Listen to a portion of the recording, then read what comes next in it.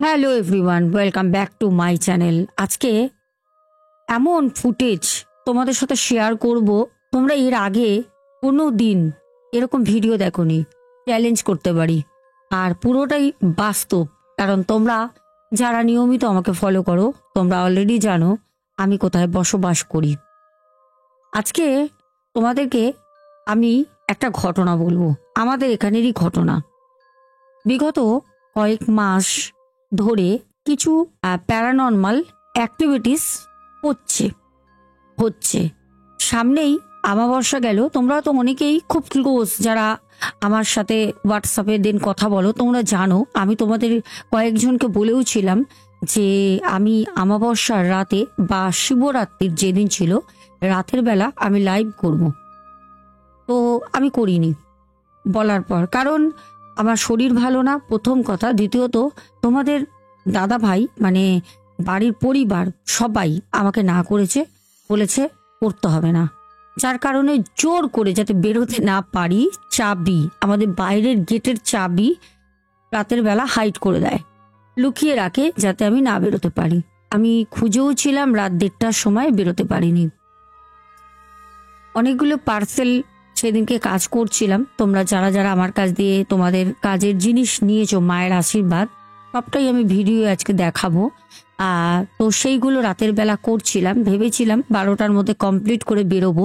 করতে করতে প্রায় রাত 1:30 বেজে যায়। তারপরে বাইরে বেরোবো বলে বাইরের যে গ্রিলের গেট আছে, সেই গেটের চাবি আমার বাবা অ্যাকচুয়ালিও চাবিটা নিয়ে শুয়ে পড়ে পাশের রুমে। তো তাদের তো ডাকা রাতের বেলা সম্ভব না, তারা কোনো মতেই দরজা খুলবেন না, কারণ জানে আমি রাতের বেলা কি করতে বেরোবো। তো সেখানে চাবি পাইনি বলে আমি বেরোতে পারিনি। বিগত কয়েক মাস ধরে আমাদের এখানে নানা রকম ভৌতিক ঘটনা ঘটছে। কারণ একটি ফ্যাক্টরি, তোমরা এর আগেও দেখেছো, আমি তোমাদের দেখিয়েছি, ওই ফ্যাক্টরির অর্ধেক জিনিস বিক্রি করা হয়ে গেছে। এমনকি ওখানে এখন মোটামুটি সবকিছু পরিষ্কার করা হয়েছে। এবার ওখানে যে জিনিসগুলো ছিল, ওখানে যারা বসবাস করছিল নেগেটিভ এন্টিটি, তারা কিন্তু এখন ছন্ন ছাড়া, ঘর ছাড়া হয়ে ঘুরে বেড়াচ্ছে। ওখানটা ভাঙা হয়েছে অর্ধেক, তারা থাকতে পারছে না। রিসেন্ট এই সামনে একদিন আমাদের এখানে কাকিমা থাকেন, ওনাদের বাড়িতে হঠাৎ করে রাধা গোবিন্দর একটা ওনারা নাম কীর্তন রাখলেন। এর আগে গীতা পাঠ, একদিন গীতা পাঠ করেন, অনেকেই এসছিলেন, বাড়ির মধ্যে ভিতরে করেছিলেন। হঠাৎ করে এই রিসেন্ট সপ্তাহ 8-9 দিন আগে ওনারা ওখানে একটা নাম কীর্তন দিলেন। এবার পরপর 1 মাস পর 1 মাস, মানে 2 মাসের মতো দুটো, হয়তো আগামী আবারও ওনারা দেবেন। তো এবার বিষয়টা হচ্ছে, হঠাৎ করে উনি আজকে বহু বছর ধরে এখানে আছেন। তো বহু বছর ধরে এখানে থাকার পর আজকে হঠাৎ উনি কেন নাম কীর্তন দিচ্ছেন? এবার লোকজন উনি নেমন্তন্ন করে বাড়িতে অনুষ্ঠান করে কীর্তন দিয়ে সবটাই আমি তোমাদের দেখাবো ফুটেজে। উনি অনুষ্ঠান করলেন, হঠাৎ আমরা পুরো শক, কি ব্যাপার, উনি হঠাৎ করে এরকম পুজো পার্বণ করছেন। আর সব থেকে বড় কথা, উনি দীর্ঘ 14 কি 18 ইয়ার্স এখানে উনি আছেন। কোনো দিন ওনার বাড়িতে লক্ষ্মী পুজো ছাড়া আমরা কিছুই দেখিনি। ঘরে ঘরে লক্ষ্মী পুজো যেটা হয়, তো মানে 2-5 জনকে নেমন্তন্ন করে জাস্ট বাড়িতে খাওয়ানো, যেটা হয় আর কি, লক্ষ্মী পুজো ঘরে ঘরে হয়, ঠিক সেই রকম। তাহলে হঠাৎ করে আজকে উনি নাম কীর্তন কেন দিচ্ছেন? ওনার বাড়িতে দুটো ছোট ছোট বাচ্চা আছে, বাচ্চা দুটো খুবই মিষ্টি, খুবই ভালো, খুব আমাদের বাড়িতেও আসে, কথা বলে, আর আমাদের সোনুরগিকে খুব ভালোবাসে। এবার এখানে একটা প্রশ্ন থেকে গেল।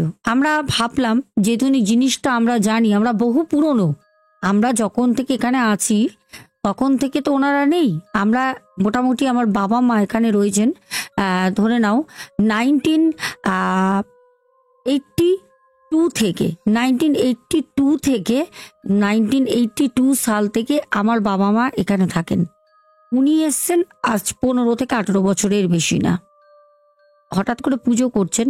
এইবার এই যে রাধা গোবিন্দর একটা উনি নাম কীর্তন দিলেন, হঠাৎ করে আমার এক বান্ধবীর সাথে এই বিষয় নিয়ে কথা হচ্ছিল। সেই দিন আমার বান্ধবী বলল ওদের ফ্ল্যাটেও নাকি এরকম অশরীরী অনেকবার দেখেছে, রুমের মধ্যে ঘুরে বেড়ায় অনেকবার দেখেছে, যার কারণে নাকি বাড়িতেও সেম এরকম হরিকীর্তন, নাম কীর্তন, রাধা গোবিন্দ এইসব বাড়িতেও পুজো পার্বণ দিচ্ছে, যাতে পুরোহিত মশাইরা বলেছেন এগুলো দিলে নাকি নেগেটিভ যে আত্মা থাকে তারা নাকি সরে যায়। তখন আমি বললাম তাহলে কি আমাদের এখানে কাকিমাও তাই জন্যই করছেন? উনি তো কোনো সময় এরকম ভাবে পুজো করেননি। এবার হলো দেখো, উনি যদিও পুজো এমনিও করেন, এখানটা যেহেতু উনি খারাপ, আমরা এইটাই আশা করতে পারি যে তার জন্য পুজো করেছেন। এবার সব থেকে বড় কথা হলো যেটা, তোমরা একটু ফুটেজটা দেখে আসো। আমি সোনুরগীকে নিয়ে আসছিলাম, সাথে সোনুরগী ছিল, যারা দেখতে চাও সোনুরগীকে আজকে ভিডিও দেখবে। আর পুজোরও কিছুটা আমি আস্তে আস্তে অল্প একটু ভিডিও আমি ক্লিপস তুলেছি, ওখানে আমার মাও প্রেজেন্ট ছিল, চেয়ারে বসেছিল, একটুখানি দেখে আসো যাও। ওর বসেছে সন্ধ্যের আসর। চলো আমরা এখন যাচ্ছি বাড়ির পথে, চলো। আমাদের এখানে এতটাই জায়গাটা খারাপ হয়ে গেছে, যার কারণে এখন এখানে সবাই চুপচাপে, কেউ কিছু বলছে না। হ্যাঁ, চুপচাপ থেকে এখন সব পুজো টুজো দিচ্ছে। এখানে হরিকীর্তন দিয়েছে, দেখাবো, তোমরা থাকো সাথে। ওই দেখো ওই বাড়িতে শুনতে পাচ্ছ হরিকীর্তন হচ্ছে, মন্ত্র শোনো। এখানে আসলে কি বলো তো, তোমরা তো জানো আমাদের জায়গাটা খুব একটা ভালো না। তোমরা সবাই জানো, আশা করি যারা অনেক পুরনো আমাকে ফলো করে থাকো। তো এই হচ্ছে হরিকীর্তন হচ্ছে, দেখো প্রচুর লোক এখানে, দেখো প্রচুর লোক।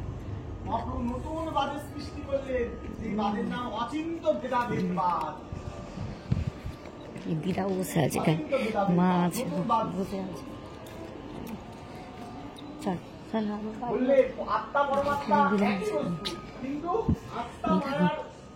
আসো আসো আসো আসো আসো আসো। এই হচ্ছে তো বন্ধুরা, তোমরা দেখলে ভিডিওটা। এবার আমি তোমাদেরকে বলি একটা কথা। আজ থেকে প্রায় 21 দিন আগে খুব ভালো করে তোমরা মনে করে দেখবে, যখন তারাপীঠ গেলাম, তারাপীঠ যাওয়ার আগেও আমি তোমাদের বলছিলাম যে আমার শরীরটা ঠিক ভালো নেই।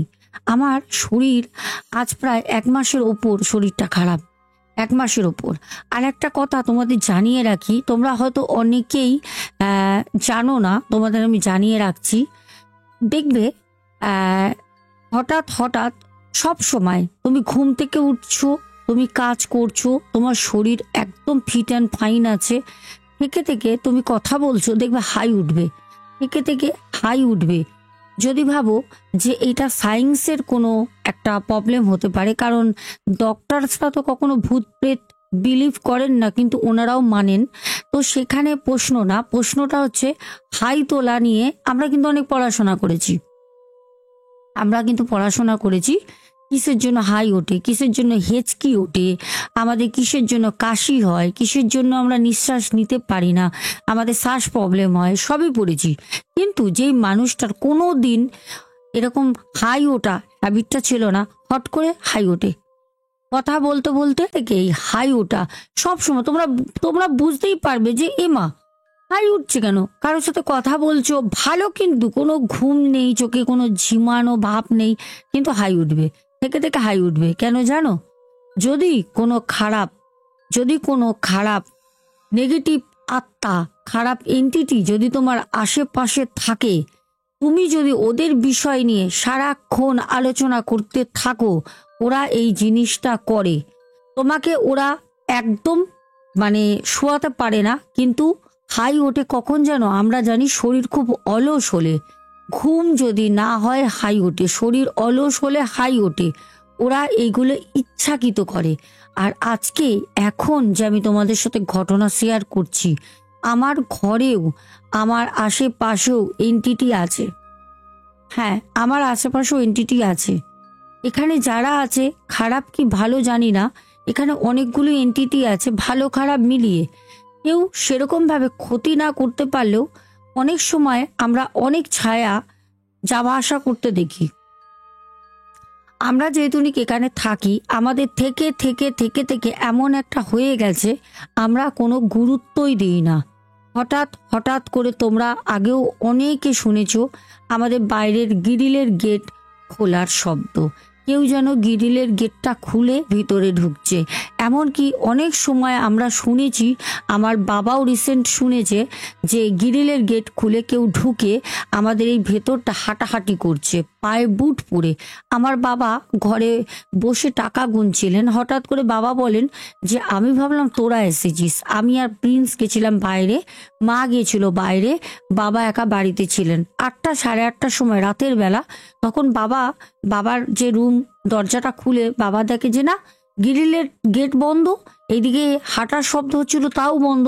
বাবা প্রচন্ড ঘাবড়ে যায়। আমার বাবা অনেক সাহসী, ভয় পান না, তোমরা জানো, বাবার ঘটনাও দিয়েছি। তো বাবা তখন বললো কি হলো, পুরো মনে হলো কেউ আসলো। বাবা আমাকে সাথে সাথে ফোন করে বলছে কিরে, এক্ষুনি কি বাবু সোনা এসেছিল? আমার বাবা প্রিন্সকে বাবু সোনা বলে, বলছে বাবু সোনা এসেছিল। আমি বললাম না তো, আমরা তো বাড়ির এখানে নেই, বাড়ি থেকে 2 কিলোমিটার দূরে আমরা তখন দাঁড়িয়ে চা খাচ্ছি। আমি বললাম যে না, আমরা তো এখানে নেই। তাহলে কেন বাবা, কি হয়েছে? বললো দেখ না, তোর মাও একটু বেরিয়েছে বাইরে, বলল সোনার দোকানে যাবে কিছু আনতে, কারণ একজনের অন্নপ্রাশন ছিল। তো বাবা বলল যে গ্রিলের গেট খুলে কে যেন হাঁটাহাঁটি করছে। আমি ভাবলাম, আর আমাদের ঘরের মধ্যে প্রিন্স বুট এগুলো পরে, আমরা তো এমনি নর্মাল জুতো পরি, ও সবসময় এগুলো পরে বাইরে বেরোলে। তো বাবা ভেবেছে ও হয়তো গ্রিল খুলে এসেছে, এসে হয়তো কিছু খুঁজছে বা ঘরে ঢুকেছে। বাবা বলে জানিস, প্রথমে একবার আওয়াজ হয়, তারপর আবারও আওয়াজ হয়। তো বাড়ির এখানটা এতটাই খারাপ হয়ে গেছে, আমরা পুজো পার্বণ সবকিছু করি, জানো তো, বিশ্বাস করবে না, তারা আমাদের সাথে থাকতে চায়, এখান থেকে যায় না। সবাই বলে আমাদের ভেতরটা ভালো না, সবাই বলে বিনা কারণে কুকুরগুলো অসহ্য চিৎকার করে। আমাদের সোনু, তারপরে আমাদের এখানে দোতলা বাড়িতে ওদের দুটো কালো মানে ডগ আছে বাড়িতে, ওদেরও পোষ্য, ওরাও পর্যন্ত এত চিৎকার করবে না, ফাটিয়ে দেয় চিৎকার করে, কিন্তু কেউ নেই, কেউ নেই। কিন্তু আমরা দেখছি কেউ নেই, কিন্তু আছে, আছে। কালকেও কিন্তু একটা ভিডিও আসবে আসামের, ভিডিও ফুটেজ সহ, এত ভয়ঙ্কর একটা বাড়ি তোমাদের কালকে আমি দেখাবো। আর সেই বাড়ির কিছু সত্য ঘটনা তোমাদের আমি ভয়েসও শোনাবো, দেন ঘটনাটা আমি বলবো। আর আমার বাড়ি, তোমরা অনেকেই বলেছিলে দিদি ভাই অনেকদিন তোমার বাড়ির ঘটনা দাও না, আসলে কি জানো তো, কি ঘটনা দেবো। আমি তো এরকম না যে আমার বাড়ি, আমি এখানে থাকি, পুরনো একটা ফ্যাক্টরি এখানে, মানে কি বলবো তোমাদের। আর একটা কথা মনে পড়ে গেল, মানে তোমরা শুনলে অবাক হয়ে যাবে কি কি হয়। আহ আমি না অ্যাকচুয়ালি কি বলতো, কন্টেন্ট করতে চাই না। কখনো কখনো আমি এখানে কি ঘটছে জানাই, তোমরা অনেকেই আমাকে কন্টিনিউ মেসেজ করছিলে হোয়াটসঅ্যাপেও, যে ইনস্টাতেও দেখলাম দুজন বলেছো দিদি ভাই তোমার ওখানে যে তুমি থাকো ওখানের কোনো ঘটনা কেন দিচ্ছ না। তো আমি ভাবলাম হ্যাঁ, ফুটেজ আছে, এতগুলো জিনিস ঘটে গেছে, বাবার সাথেও ঘটেছে, তাহলে কেন আমি দেবো না। আজকে তাই জন্য তোমাদের জন্য দিলাম। কিন্তু একটা কথা বলি, যেদিনকে শিবরাত্রি গেল সেদিন রাতে আমি আর প্রিন্স দুজনে মিলে পার্সেলের কাজগুলো তো করতে হয়, অনেক মানুষের কাজ, তারা কাজ করায়। আজকে আমি তোমাদেরকে ছোট্ট করে একটা ভয়েসও শোনাবো। ফোনটা আমি আনিনি, যদিও ওখানে আছে, আমি লাস্টে শুনিয়ে দেবো। আর একটা কথা কি জানো তো, এই মানুষের কাজগুলো ভালো দিন ছিল, সবাই সেদিনকে ফোর্সফুলি আমাকে বলেছে দিদি ভাই শিবরাত্রি আমাবস্যা পূর্ণিমায় প্রচুর মানুষ কাজের জন্য বলে। তো আমার শরীরটা খারাপ থাকতে আমি বেশি মানুষের কাজ করিনি, 17 জনের কাজ করেছিলাম। পার্সেলগুলো তোমরা দেখে আসো, যাও, রাত্রেবেলা তোলা ভিডিও তোমাদের জন্যই তুলে রেখেছিলাম, দেখো যাও। প্রত্যেকটা জিনিস এখানে করা রয়েছে, প্রত্যেকটা জিনিস সুন্দর করে। তাও আবার একটা নিচে, এই যে নিচে পড়ে আছে, অনেক অনেক অনেক অনেক কাজ ছিল। চলো তো তোমরা দেখতেই পারলে এই পার্সেলগুলো শিবরাত্রির দিন, মানে শিবরাত্রির রাতে এই পার্সেলগুলো কমপ্লিট করা হয়। প্রায় করতে করতে 1:30টা বেজে যায়, তারপরে খাই। কারণ পার্সেল তো সব ঠাকুরের জিনিস, পুরোটাই উপোস করে করতে হয়। আর মানে শরীরের উপর কি যে যায় সেটা আমি ভালো করে জানি, তোমরাও বুঝতে পারো, কারণ তোমরা তো আপন লোক না। এবার কথা হচ্ছে শিবরাত্রির আগের দিন আমার মানে যখন অমাবস্যা পূর্ণিমার যোগ থাকে, এটা ছোটবেলা থেকে, এর আগেও আমি তোমাদের বলেছি, আমার শরীরের মধ্যে একটা অদ্ভুত রকমের অনুভূতি হতে থাকে। সেটা হচ্ছে বিশেষ করে অমাবস্যা আর পূর্ণিমার আগের দিন থেকে শুরু হয়। আমার শরীরে হবে যতক্ষণ না অমাবস্যা বা পূর্ণিমা শেষ হবে, ততক্ষণ আমার শরীরে একটা অদ্ভুত জিনিস হয়। এবার সেদিনকে আমার ঘুম হচ্ছে না। আমি বলছি কিন্তু যেদিন শিবরাত্রি তার আগের দিন রাতের কথা। আর আমি অনেক রাত 3টে পর্যন্ত কাজ করেছি। আমার তো কাজ প্রত্যেক দিন থাকে। এখন আমি 3-4 দিন ধরে কাজ নিচ্ছি না, তবে আজকেও আমার 3টে কাজ রয়েছে। আচ্ছা, এবার আমি 3টের সময় শুই, ভোর তখন 4টে প্রায় বাজবে। ঘুমটা হালকা লেগেছে। হঠাৎ আমাদের বাইরে তোমরা অনেকবার দেখেছো, একটা টোটো থাকে নীল রঙের। টোটোটা সমানে সেন্সার লাগানো আছে, সেন্সারটা সমানে শব্দ হচ্ছে। এর আগেও তোমাদের শর্টস ভিডিও দিয়েছি। ওরা এরকম করে, যতক্ষণ আমি ওদের বকা না দেবো গিয়ে, ওরা মানে ওই সেন্সারের শব্দটা বন্ধ হবে না। আমার বাবা বেরোক, তোমাদের দাদা ভাই, প্রিন্স, যেই বেরোক, ওরা বেরিয়ে দেখে চোর আসেনি তো, ওটা তো চোরের জন্যই লাগানো, চোর আসেনি তো, কিছুই না, উপরে কোনো গাছও নেই, কিছুই না, কিন্তু সবাই বেরোচ্ছে। আমাকে তোমাদের দাদা ভাই বলে, এই তুমি যাও তো। মাঝে মাঝে আমি শুয়ে থাকি, আমার ভালো লাগে না শরীর। রাত বিগত 2টো 2:30টে, আমরা বলতে গেলে প্রায় রাতের বেলা 3টে 2:30 অবধি জেগে থাকি মানে প্রত্যেকটা রাত। এবার তোমাদের দাদা ভাই আমাকে বলছে, একটু গিয়ে বলো না ওদের।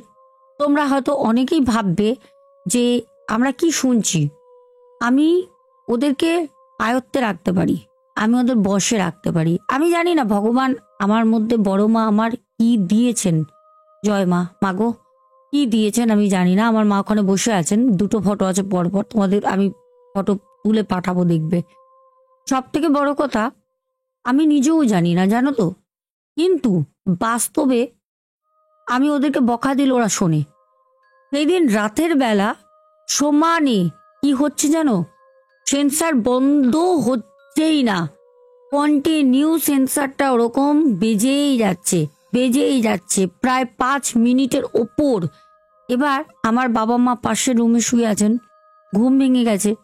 আমার বাবা মাও জানেন, আমাকে বলছে, জানা একটু বল না, ওদেরকে চুপ করা না। মানে লোকে শুনলে ভাববে কাকে চুপ করানোর কথা বলছে, কে করছে, কেউ কি এসেছে?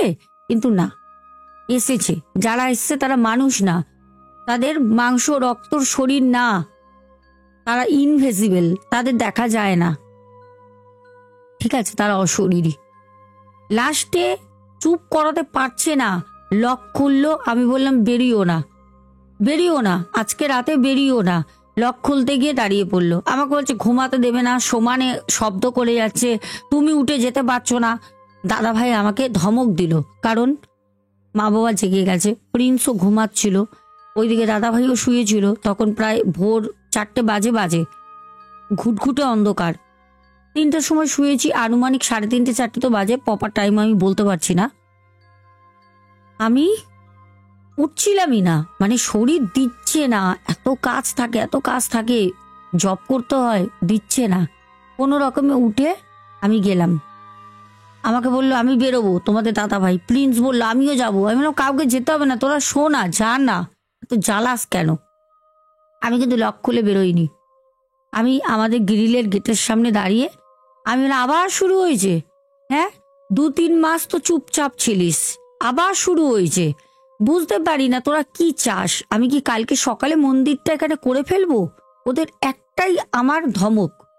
এর আগে আমি তোমাদের শর্টসে লাইভ দেখিয়েছি, আওয়াজ হচ্ছে, আমি বলেছি বন্ধ হয়েছে, সেটা আমি লাইভ দেখিয়েছি। আমি যখন বললাম একদম সাউন্ড অফ, একদম অফ। আমাদের বাড়ির লোক না আমার মুখের দিকে তাকিয়ে থাকে, মুখের দিকে দেখে আমাদের বাড়ির লোক। আমি এসে শুয়ে পড়লাম, আবার শুতে আসছি যখন আমার রুমের, যখন আমি লক করছি তখন আমি চিৎকার করে রুম থেকে বলছি, এরপর যদি আমাকে উঠতে হয়েছে কালকেই কিন্তু সকালবেলা আমি লোকের এখানে মন্দির করব। ভালোভাবে থাকতে দিয়েছি, বস, গাড়ির মাথায় ওঠ, গাড়ির সিটে শো, এরকম করে আমি ওদের সাথে কথা বলি। ঠিক আছে, তোরা তোদের মতো থাক, কেন জ্বালাস রাতের বেলা? 4টে বাজে, এখনই উঠিয়ে দিচ্ছিস। এতগুলো কথা বলে শুলাম, আর কোনো শব্দ হয়নি। আমি গর্ব করি না, আমি গর্ব করি না, সব মায়ের দান, সব মায়ের দান। আজকে এবার ঘটনাটা বলি, শোনো। আজকের ঘটনা, আমাদের যেখানে তোমাদের ফুটেজটা দেখালাম, যে হরিনাম হচ্ছে, ঠাকুরের নাম দিয়েছে, কীর্তন হচ্ছে, ওর যে দোতলার উপরে এই যে বাড়িটা তোমরা দেখলে, এখনো তোমাদের আমি দেখাবো, এই যে বাড়িটা, এই বাড়িটা রং চং করে বাড়িটা মানে নিচেটা সুন্দর করে মানে থাকার যোগ্য করেছে। এই বাড়িটা আজকের না, বহু পুরনো একটা বাড়ি। মানে আমি যখন জন্ম হই তখন থেকে আমি দেখছি ওই বাড়িটা রয়েছে, বহু পুরনো বাড়ি। প্রায়শই প্রিন্সের অভিজ্ঞতা, প্রিন্স আমাকে আগে কোনোদিন বলেনি, আমাদের থেকে থেকে সয়ে গেছে, আমরা কেউ কাউকে কিছু বলি না বাড়াবাড়ি না হলে। আজকে আমার সকাল থেকে প্রচন্ড মাথা ব্যথা করছে, আমি এতগুলো ট্যাবলেট খেয়েছি, মনে হচ্ছে আমি সত্যি কথা বলতে কুরকুরে খাচ্ছি, ট্যাবলেট খেয়েছি। আমি খেয়ে শুয়েছিলাম, প্রচন্ড মাথা যন্ত্রণা করছে সারাদিন, ওই নিয়ে সব করেছি, শুধু শোনা কথা, ঘটনা দিতে পারিনি। যাই হোক, তোমাদের কমিউনিটি পোস্ট দিয়েছিলাম। আমি আস্তে আস্তে টুকটুক করে বেরোলাম। আজকে সোনু ডগিকে আমি নিয়েও যাইনি। আমি বেরিয়ে ভাবলাম না, একটু মানে 2বার হাঁটাহাঁটি করি, শরীরটা তো একদম ঘরে বসে গেছে। আজকে 1 মাস টানা ভুগছি, ভুগছি বলতে ঠান্ডা লেগেছে, ঠান্ডা লেগেছে। এবার ওষুধ খাচ্ছি, ডক্টর দেখাচ্ছি, রিপোর্টস করছি, কিছু হচ্ছে না। ঠিক আছে, তার মধ্যে কি জানো তো ব্যাপার হচ্ছে, এত মানুষের কাজ করি, এত মানুষের কাজ কাটাই, মানে কাউকে বান চালান করেছে, কাউকে ক্ষতি করে রেখেছে, মৃত্যু বান মেরেছে, জ্বালা বান মেরেছে, শুকনো বান মেরেছে, পোড়া বান মেরেছে। এই জিনিসগুলো কাটাতে কাটাতে শরীরের উপর নিজের একটা এফেক্ট হয়। ঠিক আছে, আমি হেঁটে আসছি, হঠাৎ তখন কিন্তু ভিডিও টিডিও করিনি, ফোনটা হাতে রয়েছে, আসছি। রাজস্থানে একটা বোন আমাকে ফোন করেছিল কিছুক্ষণ আগে, আমি ডাক্তারের কাছে গেছিলাম, তো ও আমার কাছে দিয়ে মানে কাজ টাজ করায়, তো ওর সাথে কথা বলে আমি আসছি। হঠাৎ দেখলাম ওই বাড়িটার ছাদের মধ্যে একটা রোগা টিংটিঙে, কি বলবো, যেরকম কার্টুন ফিগারগুলো হয় ঠিক ওরকম রোগা একটা ছেলে, ওই চাঁদের যে জ্যোৎস্নার আলো সন্ধ্যাবেলা গোধূলি লগ্নের সেই আলোতে আমি পরিষ্কার একটা ছেলেকে দাঁড়িয়ে থাকতে দেখলাম। তোমরা বিশ্বাস করলে করো, যারা করবে না করতে হবে না, করতে হবে না। আমি দেখেই না, সাথে সাথে আমি এগিয়ে আসছি। তো এবার এগিয়ে আসছি যখন, যেখানটা দাঁড়িয়ে ছিল আমি ওখান থেকে এগিয়ে এসছি, উপরে ছিল দাঁড়িয়ে। আমি না বললাম কি হলো, মাথা ঘুরিয়ে ঘুরিয়ে চাদর মুড়ি দিয়েছিলাম, চাদর মুড়ি দিয়ে আসছি, চাদরটা ঠিক করতে করতে একটা ঝলক আমি দেখেছি। দেখেই না সাথে সাথে আমার কি দেখলাম, আর আমার একটা জিনিস কি বলতো, দেখবে কারোর গায়ে যদি কোনো পোকা পড়ে, তুমি কিন্তু দেখোনি, তোমার পিঠে পড়লো বা তোমার মাথায় পড়লো, তোমার শরীর দেখবে একটা শিহরণ হবে, তোমাকে জাগিয়ে দেবে। আমি যখন কোনো জায়গায় আমার আশেপাশে বা কোথাও কোনো নেগেটিভ যদি এন্টিটি থাকে, আমি কিন্তু খুব ভালো করে না বুঝে যাই, আমার 6 সেন্স আমার শরীরের মধ্যে একটা কাঁটা দিতে থাকে, একটা শিহরণ হয়, আমি বুঝে যাই এখানে কোনো নেগেটিভ এন্টিটি আমার আশেপাশে আছে। আমি সাথে সাথে ক্যামেরাটা অন করি, দেন আমি ক্যামেরাটা অন করি, আমি ভিডিও করতে শুরু করি। যখন ভিডিও করতে শুরু করি, এবার তোমরা ভিডিও ফুটেজটা দেখবে ভালো করে। আমি ওখানে যখন ভিডিওটা করছি তখন কিন্তু আর আমি কিছু দেখিনি, পেছন দিক দিয়ে তোমার খেজুর পাতা এরকম দাঁড়িয়ে রয়েছে, কিন্তু অনেকেই বলতে পারো ওটা খেজুর পাতার মানে ছিল, তুমি ভুল দেখেছো। না ভাই, আমি ভুল দেখবো না, আমার শরীরে যে জিনিস আছে আমাকে ভুল জিনিস দেখাবে না, আমি ভুল দেখি না। আমি ওখান থেকে তোমাদের সাথেই ভিডিও করতে করতে কথা বলতে বলতে আমি আসছি। তোমরা দেখবে এক হাতে আমি আমার ফোন ধরে আছি, এক হাত আমি তোমাদেরকে সামনে নিয়ে দেখাচ্ছিলাম, আমার অটো ফোকাস করা রয়েছে। হয়তো তোমাদেরও একটু ভালো দামি ফোন হলে অটো ফোকাস হয়। এই মুডটা যদি করে রাখো, তোমরা যে কোনো জায়গায় অন্ধকারে যদি কোনো জায়গায় দাঁড়িয়ে ভিডিও শ্যুট করো, দেন দিনের বেলাও যদি তুমি ছাড়া অন্য কোনো এন্টিটি, সেটা মানুষই হোক বা আদার্স কোনো জিনিস যদি প্রেজেন্ট থাকে, খালি চোখে তাকে দেখতে পাচ্ছ না, সেই অটো রেকর্ডিং, যেটা অটো সেন্সার থাকে, সেইটা কিন্তু অটোমেটিক্যালি ক্যাপচার করতে থাকে। আমি যখন মিলের ভিতরটা ফোকাস করছি, দেখাচ্ছি, তোমরা পুরো ফুটেজটা দেখো, পুরো ফুটেজটা বসে দেখো, থেকে থেকে জায়গায় জায়গায় পুরোটাই আবছা হয়ে যাচ্ছে। শেষে দেখবে আমি তোমাদের হাত দেখিয়ে দেখালাম একটা শ্যাডো রাস্তা ক্রস করে চলে গেল। তোমরা ভালো করে ফুটেজটা দেখো, যাও। আমার শরীরটা খারাপ, আশা করি তোমরা সবাই জানো, দেখে বুঝতেই পারছো। আমি একটুখানি সন্ধ্যাবেলা হাঁটাহাঁটি করছিলাম, সারাক্ষণ বাড়িতে থাকি তো চোখ মুখের অবস্থা দেখে বুঝতেই পারছো আমার অবস্থা খুব একটা ভালো না, গলা প্রচণ্ড ফুলেছে। আমি ডাক্তার দেখিয়েও এসেছি, একটু হাঁটছিলাম, আর যেতে যেতে হঠাৎ আমি দেখলাম উপরের দিকে তাকিয়ে আছি, দোতলার উপরে আমি পরিষ্কার দেখলাম যেন একটা কেউ দাঁড়িয়ে রয়েছে। আমি চলে গিয়ে আবার ঘুরে এসে আবার দাঁড়িয়ে দেখছি কিছু নেই। আমি দেখাচ্ছি তোমার, এই যে আমি তোমাদের জুম করে দেখাচ্ছি একটু, এই যে এর উপরে, ঠিক আছে। হয়তো তোমরা ভাবছো যে এইটা তো গাছ, এই যে এটা কিন্তু পেছনে সুপারি গাছ আছে, ঠিক আছে, সুপারি গাছ, হ্যাঁ। কিন্তু আমি এইখানেই দেখেছি, এইখানে আমি দেখেছি দুটো পা, ঠিক একটা রোগা পাতলা চেয়ারা, কিন্তু আমি তোমাদের বলে বোঝাতে পারবো না, কারণ আমি দেখে আমি এতটা চলে গেছি, জানো তো, এই যে এতটা এখানটা চলে এসেছি, এইখানটা এসেই তাহলে কি হলো, এখানটা আমি কিছু দেখলাম, দিয়ে আবার আমি এখান থেকে রিটার্ন ব্যাক করে আমি আবার এখানে এসেছি, এইখানে দেখো, এইখানে এই যে এই কাকিমাদের বাড়িতে, ঠিক আছে, কিছুদিন আগেই গোবিন্দর মানে নাম কীর্তন দিয়েছিল, পুজো দিয়েছিল সন্ধ্যাবেলা। আমার ভিডিওটাও করা ছিল, বাট ভিডিওটা এখন আমি তোমাদের দেখাতে পারবো না, যদি খুঁজে পাই দেবো। এখানে নাম কীর্তন হয়েছিল, আমরাও এসেছিলাম, আমার মাটা এসেছিল, ঠিক আছে। আর কিছু না হলে না, অ্যাকচুয়ালি কি বলতো, কোনো খারাপ জিনিস যদি মানে মানুষ দেখে, ঠিক আছে, কিছু ফিল করে, তবেই কিন্তু মানুষ এই পুজোটা করে। কারণ আমি অনেকের মুখ থেকেই শুনেছি, তারাও এরকম তাদের অভিজ্ঞতা বলেছে, ঠিক আছে, তাই জন্যই বললাম। এখন এই বাড়ির দিকে যাচ্ছি, ঠিক আছে, শরীরটা বড্ড খারাপ, কথা সেরকমভাবে একদমই বলতে পারছি না। ওখানে আমার গাড়ি দাঁড় করানো, ওই যে আমাদের ঘরের বাইরেটা লাইট জ্বলছে, আর এই হচ্ছে আমাদের ফ্যাক্টরি, তোমাদের আবারও দেখাচ্ছি, এই হচ্ছে ফ্যাক্টরি। শরীরটা এতটাই খারাপ, মানে কিছু কি বলবো, এই দেখো ঝিরঝির করছে কেন জানি না, ঝিরঝির করছে কেন জানি না। এই তো ঠিক আছে, এবার এই দেখো, ও মাই গড, এখানটা এরকম করছে কেন, কি আছে ভাই এখানে, ও মাই গড, কি হলো এখানে, ফোকাস নেওয়ার কারণটা কি আছে এখানে, কি আছে বুঝতে পারছি না। এখানে সেন্সারটা এখানে ফোকাস করছে, এইটাকে মূলত ফোকাস করছে, অ্যাকচুয়ালি এখানে আছে এটা কি, আমার তো ক্যামেরা এরকম কিছু আসছে না,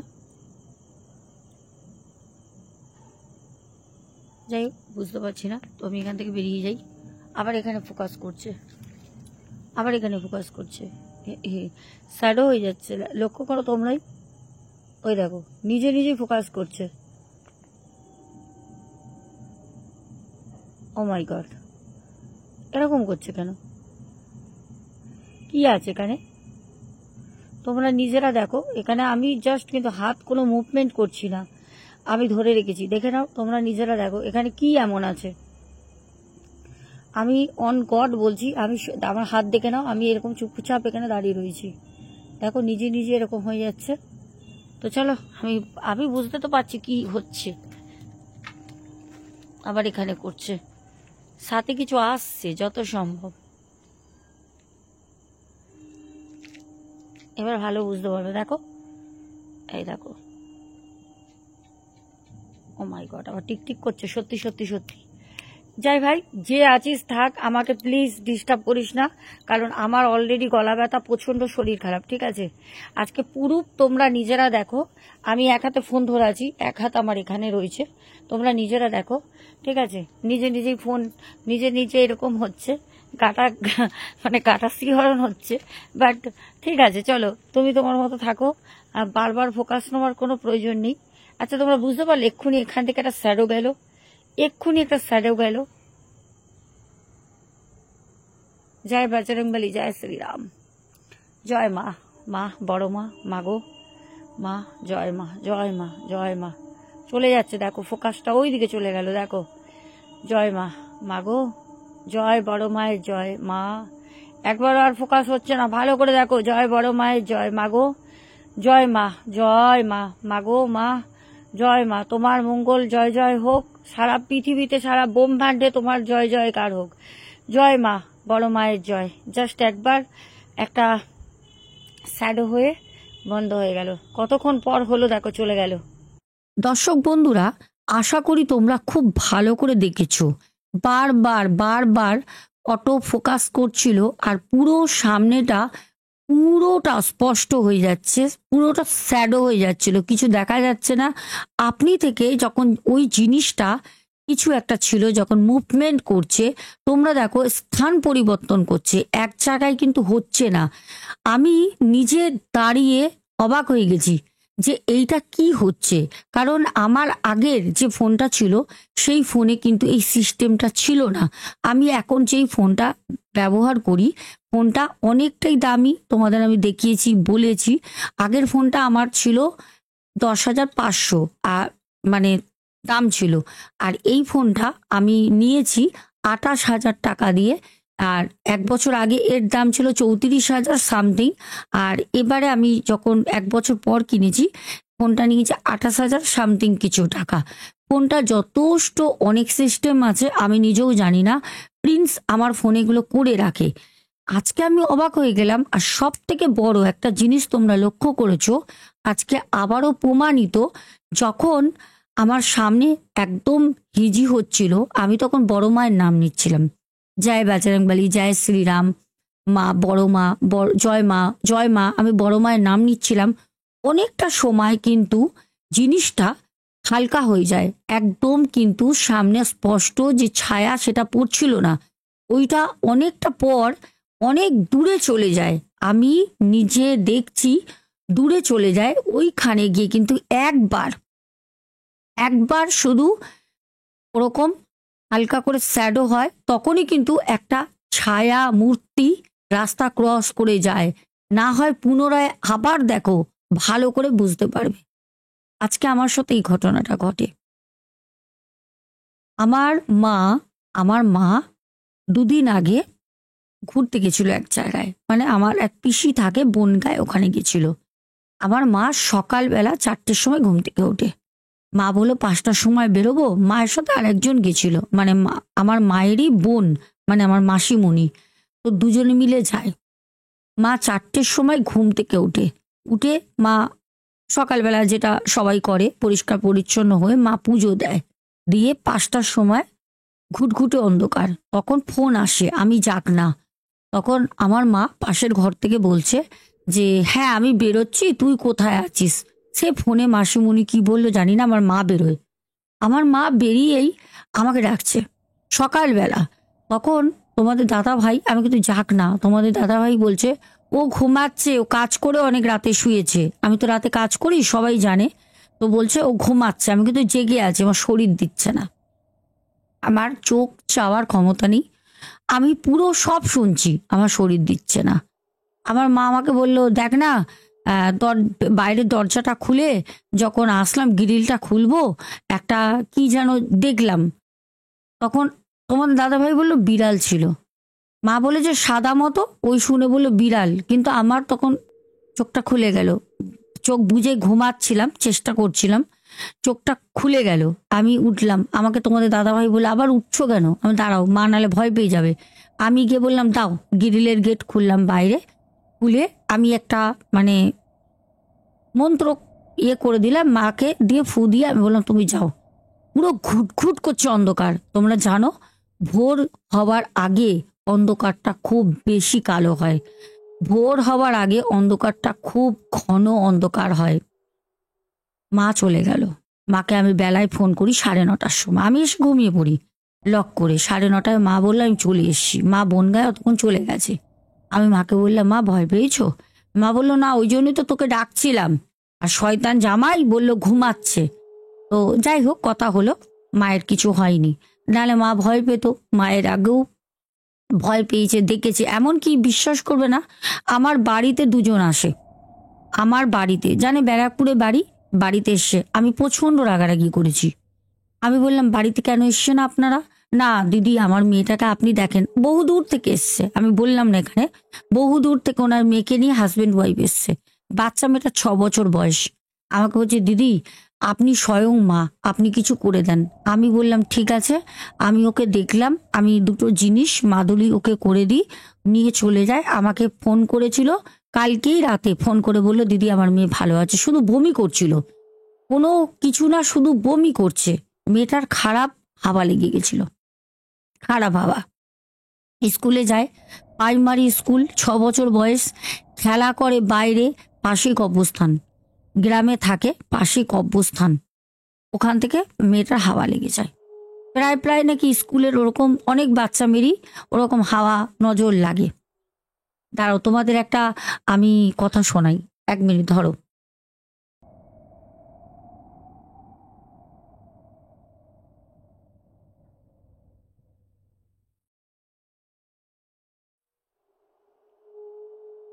হ্যাঁ, আমি জানি না তোমরা শুনতে পারবে কি না, আমি তোমাদের শোনানোর চেষ্টা করছি। ঠিক আছে, আমি আমি মাঝখানে না নামগুলো একটু, 1 মিনিট, জানি না তোমরা শুনতে পারবে কিনা, একটু আমি দিচ্ছি, শোনো।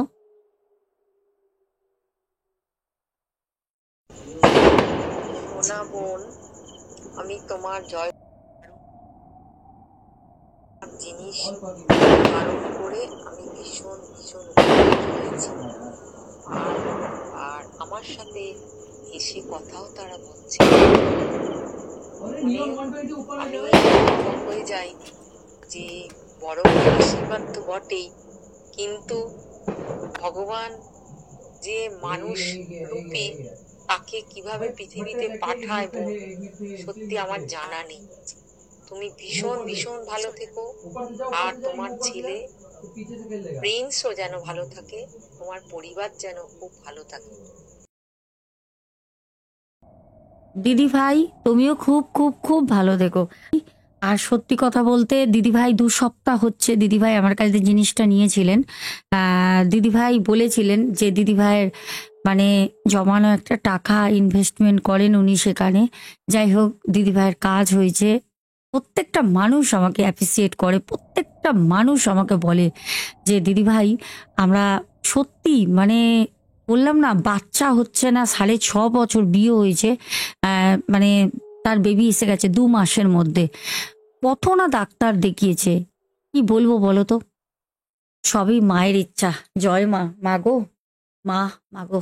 এমনকি তোমাদের একটা কথা আজকে বলি, আমার এক বোন আছে, সেই বোন আমাকে আজ 3-4 দিন আগে আমাকে বলছে দিদিভাই আমার মা, মানে ওনার মা, মানে এতটাই বিশ্বাস করেন ওনাদের। আমি কিছু কাজও করেছি যেগুলো করণীয় ছিলই না। তো রীতিমতো আমার ফটো ঠাকুরের সিংহাসনে রেখে আমাকে পোলাও, আহ আলুর দম নিরামিষ, আর এইদিকে হচ্ছে পায়েস, পনিরের তরকারি সব খেতে দিয়েছে।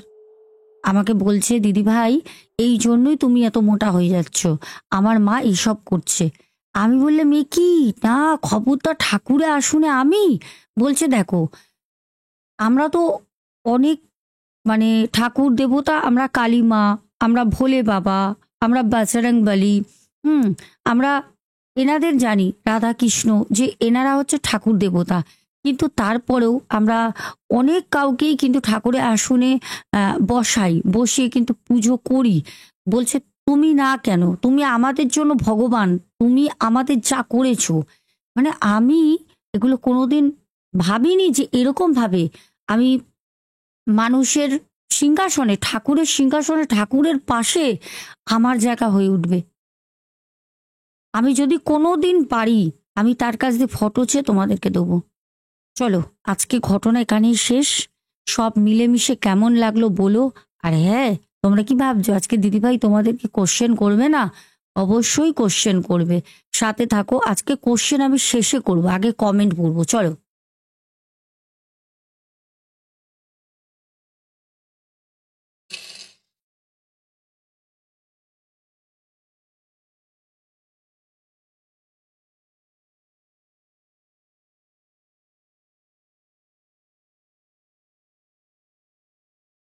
কমেন্টের নামগুলো বলে দিই তাড়াতাড়ি। কালকে তোমরা অনেকেই কিন্তু সঠিক প্রশ্নের উত্তর দিয়েছো, সেটা হচ্ছে 41 বছর আগে। একদম ঠিক। মামা শ্বশুরের সাথে যে অভিজ্ঞতা হয়েছিল সেটা 41 বছর আগেই ঘটেছিল ট্রেনে।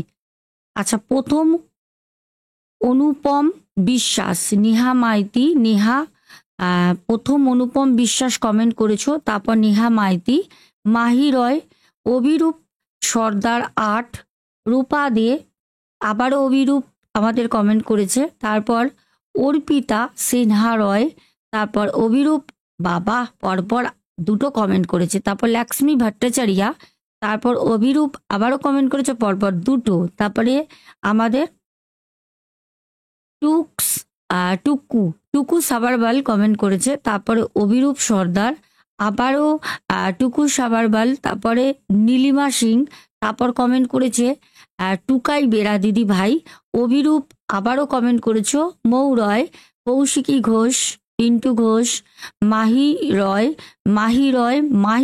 হোয়াইট কিং বনু, একদম সঠিক, 41 বছর আগে, একদম একদম। তারপরে নেহা মাইতি, হোয়াইট কিং বনু, প্যান্থার গেমিং হোয়াইটি বলেছে, আবারও এসে গেছি নীলপরি, তারপরে তারপরে টুকু সাবারওয়াল, তারপর হোয়াইট কিং বনু। আমি তোমাদের সাথে ঘটনা বলছি, এই দিকে আমার কাজ আছে, মানে আলমারি রয়েছে যার কাজ, আমি দেখলাম যেন কাজটা নড়ে উঠলো, বাট আমার ঘরে কেউ নেই, গেটও বন্ধ, ভাবো, অনেক কিছু অনেক কিছু। তারপর বনশ্রী দে দিদি ভাই, তারপরে আব্দুল হক ভাই, তারপরে অর্পিতা সিংহ রয়, তারপরে স্বপ্না বাজাল দিদি ভাই, সুমনা ভট্টাচার্যা, নৌবান ভাই, সন্তুর দুনিয়া পরপর দুটো কমেন্ট করে, রাজা মল্লিক, টিনা আচারিয়া, ও মাই গড, একটা দুটো তিনটে চারটে পাঁচটা কমেন্ট করেছে টিনা। তারপর ফুলেশ্বরী চক্রবর্তী দিদি ভাই, শামিমা সামরোস, সুদীপ্ত ব্যানার্জি, শামিমা সামরোস আবারও কমেন্ট করে, তারপর স্বর্ণালী কমেন্ট করেছো পরপর চারটে, তারপরে গৌরী দে দিদি ভাই, তেওসী, তারপরে সুজাতা দাস, তারপরে মাম্পু দে, তারপরে পাপ্পু দে, তারপরে আমাদের ক্রিস্টাইন। আচ্ছা, উনি একটা বড় আর বললাম না, না অ্যাকচুয়ালি সত্যি উনি জিনিসটা না আসলে কি, অনেকের না অনেক রকম সাহস থাকে। এবার ট্রেন থেকে নামাটাও আমি কালকে ঘটনা বলেছি, ওনার একদমই উচিত হয়নি, কিন্তু উনি ট্রেন থেকে কি করতে নেমেছিলেন, ট্রেনটা যখন চলে যাচ্ছিল তখনও উনি বুঝতে পারেননি। অ্যাকচুয়ালি কি বলতো, যার যেটা যখন ঘটার সেটা ঘটবেই ভাই, সেটা ঘটবেই, সেটা তুমি জানো আর না জানো। অনেক অনেক চালাক শিয়ানা পাবলিক এক একটা সময় এমন কিছু হয়ে যায়, তারা বোকা হয়ে যায়। মানে মানুষ চতুর হয়েও তার কাজ কিন্তু কাজে লাগে না। তারপর পাপ্পু দে, তারপরে আমাদের বনানী কর্মকার দিদি ভাই, তারপর সোহম মুখার্জি, একদম প্রশ্নের উত্তর ঠিক দিয়েছ। তারপরে মৌমিতা দাস, শ্রেয়াস ভাই পরপর দুটো কমেন্ট করেছো, ঠিক আছে। আচ্ছা, নীলপরি, আচ্ছা পারমিতা সাহা বলেছো নীলপরি। মধুমিতা আজকে কি বলবে, আজকে আমাকে বলবে, হ্যাঁ। টুকাই বেরা দিদি ভাই, রেশমি ভট্টাচার্যা পরপর দুটো কমেন্ট করেছো, কিষাণু মান্না, শ্রাবন্তী ভট্টাচার্যা, অ্যাঞ্জেলিনা সোরেন, অ্যাঞ্জেলিনা কিন্তু প্রত্যেক দিন আমাদের কমেন্ট করে, খুব ভালো লাগে। যারা প্রত্যেক দিন কমেন্ট করো তাদের সাথে না একটা খুব ক্লোজ রিলেশন হয়ে যায়। তারপরে রেশমি ব্যানার্জি, রমা কর্মকার দিদি ভাই, তারপর রাধা সাহা, বা খুব সুন্দর নাম, অনেকগুলো রেড হার্ট দিয়েছে, তোমাকে অনেক ভালোবাসা রাধা।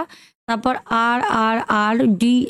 আর, তারপরে শ্বেতা সাউ পরপর কমেন্ট করেছো, বলেছো তোমার ড্রেসটা খুব সুন্দর লাগছে। একজন বলেছো 16 বছর বয়স হয়ে গেছে আমার। আর অনেকেই বলেছো ড্রেসটার অনেক তারিফ করেছো। রেখা অধিকারী দিদি ভাই, প্রদীপ দাস, পায়েল মণ্ডল পরপর দুটো তিনটে কমেন্ট করেছো। তারপর অরূপ ভট্টাচার্য বলেছে 40 বছর আগে, না 41 বছর। তারপর স্বপন রাউত, আজকে আবার নীলপরি, ও বাবারে। সন্ধ্যা মণ্ডল, তারপরে সোমা দাস পরিবার থেকে আমাদের প্রত্যেক দিন কিন্তু কমেন্ট করে। সন্ধ্যা মণ্ডল আবারও কমেন্ট করেছো, জোনাকির তো কেবলমাত্র আলো দেখা যায়, শব্দ পাওয়া যায় তা তো কখনো অনুভব করতে পারিনি। হ্যাঁ, শব্দও জোনাকি ডাকেও, আলো তো হয়, জোনাকি কিন্তু শব্দও করে। আচ্ছা, মধুমিতা ব্যানার্জি কমেন্ট করেছো, একদম ঠিক। তারপরে সন্ধ্যা মণ্ডল ঠিক বলেছো। আর জ্যোতি জয়িতা মুখার্জিও 41 ইয়ার্স বলেছো, 41 ইয়ার্স, একদম ঠিক বলেছো। তো চলো এখনের মতো টাটা, গুড নাইট, সবাই খুব ভালো থেকো। দেখা হবে আগামীকাল সোনা কথায় দুপুর 3টের সময়। ভগবানকে তোমরাও প্রার্থনা করো যেন দিদিভাই তাড়াতাড়ি, মানে আমি তাড়াতাড়ি সুস্থ হয়ে উঠি। আর হ্যাঁ, আমার সময় হয়ে আসলো। আম, খুব তাড়াতাড়ি হট করে দেখবে একটি হন্টেড হোটেলে আমি গিয়ে উঠেছি। খুব তাড়াতাড়ি, আমি তোমাদের বলছি না, খুব তাড়াতাড়ি, এইটুকুনি বলে রাখলাম। হন্টেড হোটেলে আমি যাব। তোমাদের বলেছিলামই যে অনেক আগে একটু সময় দাও, একটা একটা করে সব হোটেল আমি ভিজিট করব। তোমরাই বলেছো, আমার জানা ছিল না, তোমরাই বলেছো, তোমাদেরই পাঠানো নাম, তোমাদেরই পাঠানো রুম নাম্বার আমি ভিজিট করব। এখনের মতো love you all, tata, good night. চলো, জয় বড় মা, বড় মায়ের জয়, মা গো জয় মা।